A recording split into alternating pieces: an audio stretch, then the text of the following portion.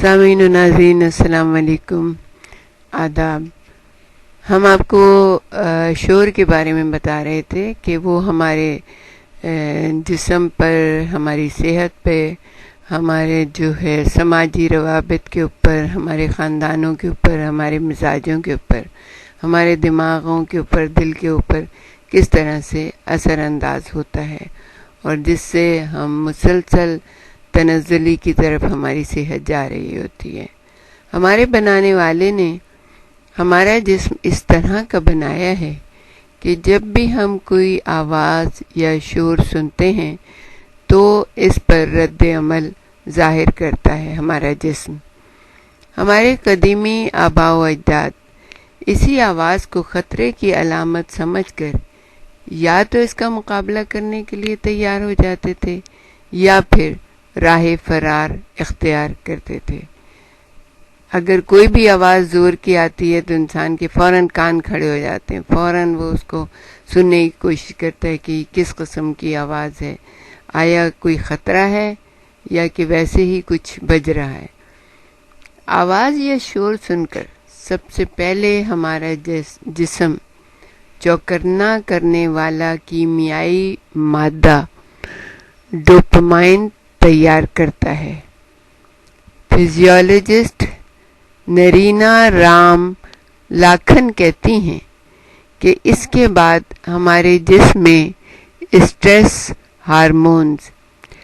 ایڈرینالائن اور ایڈرینالائن کی تیاری شروع ہوتی ہے، جو ہمیں اس قابل بناتی ہے کہ ہم مقابلہ کریں یا بھاگ جائیں۔ اگر شور مسلسل جاری رہتا ہے تو جسم کورٹیسول تیار کرنا شروع کر دیتا ہے۔ یہ وہ اسٹریس ہارمون ہے جو صحت پر بہت ہی منفی اثر ڈالتا ہے۔ جسم میں اگر کورٹیسول ہارمون کی مقدار زیادہ ہو جائے تو پیٹ کے امراض، اریٹیبل باؤل سنڈروم، نیند کے مسائل، سر درد اور بانجھ پن کے علاوہ بلڈ پریشر مسلسل بڑھا ہوا رہ سکتا ہے، کیونکہ آپ شور کی وجہ سے مسلسل چوکنا حالت میں ہوتے ہیں۔ اب ہمارے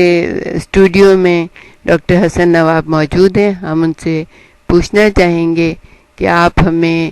یہ بتائیں کہ شور کی وجہ سے ہمارے جسم کے اوپر جو منفی اثرات ہوتے ہیں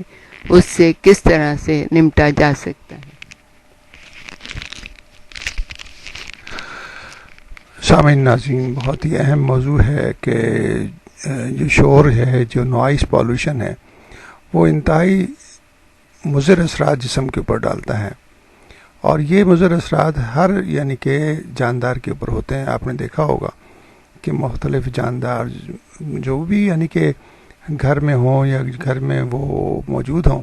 اگر کہیں پر بھی ذرا سی آہٹ ہوتی ہے تو فوراً چوکنا ہو جاتے ہیں۔ تو یہ ایک نارمل نظام ہے جو کہ فوراً عمل میں آ جاتا ہے، اور یہی عمل جو ہے ہمارے جسم میں بھی ہوتا ہے۔ ہم اس کو ریسپانس کرتے ہیں، اور ریسپانس کر کے ہم اس کو فوری طور پر عمل کرنے کی کوشش کرتے ہیں۔ اگر شور مسلسل جاری رہے تو ہمارا جو نظام ہے وہ مسلسل الرٹ رہتا ہے، اور الرٹ رہنے سے جو ہارمون پیدا ہوتے ہیں، جو ہمارے ایڈرینل گلینڈز ریلیز کرتے ہیں، وہ مسلسل جاری کرتے رہتے ہیں اور وہ خون میں شامل ہوتے رہتے ہیں۔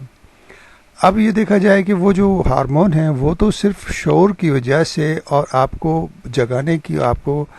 بہتر یعنی کہ تیار ہونے کے لیے ہوتے ہیں۔ اگر وہ مسلسل جسم میں رہیں تو ان کے اور بھی مضر اثرات ہو سکتے ہیں، جیسا کہ ہم نے بتایا کہ اس میں جو ہے نا سر درد کے مسائل، بلڈ پریشر کے مسائل، اور جو ہے اریٹیبل باؤل سنڈروم کے مسائل اور نیند کے مسائل شامل ہیں۔ اب یہ مسائل اگر بلڈ پریشر بڑھ رہا ہے تو پھر آپ کو اندازہ ہو سکتا ہے کہ دل کے اوپر اثر ہوگا، تو ان مسائل کا جو سبب ہے وہ ہے شور اور نوائز پالوشن. تو اس کو کنٹرول کرنے کے لیے، اس سے بچنے کے لیے ہمیں کوشش کرنی چاہیے تاکہ ایسے مسائل پیدا نہ ہوں کہ جسم جو ہے مسلسل پریشر میں رہے اور اس کے بعد ہم مزید بیمار ہو جائیں.